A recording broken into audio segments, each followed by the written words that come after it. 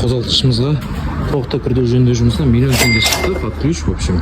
Және мына жерде теплометр шіріп кеткен екен. Ассалаумағалейкум, бізді TikTok желісінен көріп, Екібастұздан арнайы кеп тұрып жинатып отқан қозғалтқышымыз санатамыздікі 2019 жылғы 2.4 GDI ТНВД-мен электронды муфтамызбен в общем гильзавод еткіздіріп, барлық саймандар оригинал, стандартный поршындармен, стандартный вкладчықтармен жуып тазалап, как положено жылтыратып, жап-жаңа алдырып шығарып жатырмыз. Неге осындай қораптарымызда саймандар цеп, начислитель, свечаларымыз, вкладчықтарымыз неге осындай.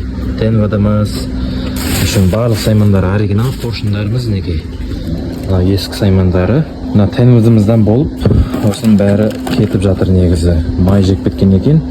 Осы ТНВД-мыз бензин жіберген. Сондықтан жаңасын салып жатырмыз. Тоже ең қымбат саймандардың бірі болып саналады. Және де мына жерде электронды муфтамыз бар. Өзінікі жақсы екен.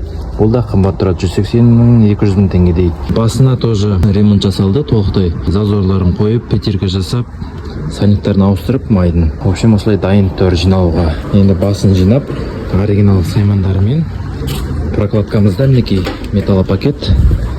Ары қарай осылай жинаймыз. Қозғалтқышымызды толықтай жинап болдық. Мінекей бұл қозғалтқышымызға толықтай күрделі жөндеу жұмысына миллион теңге шықты, под ключ, в общем. Және де мына жерде теплометр шіріп кеткен екен.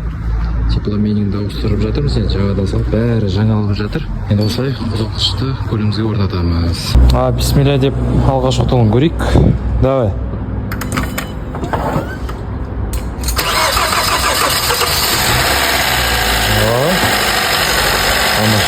Жақсы қалды.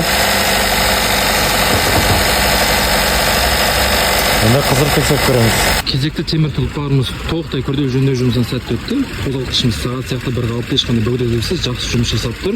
Қазір сығап кеттіңіз өтіп жатырмыз. Одан кейін өз көлік иесіне табыстаймыз. Егер де сіздердің көліктеріңізде қандай да бір ақау болса, бізге хабарласыңыздар. В общем, Екібастұз қаласына шығарып саламыз бұл көліктерді.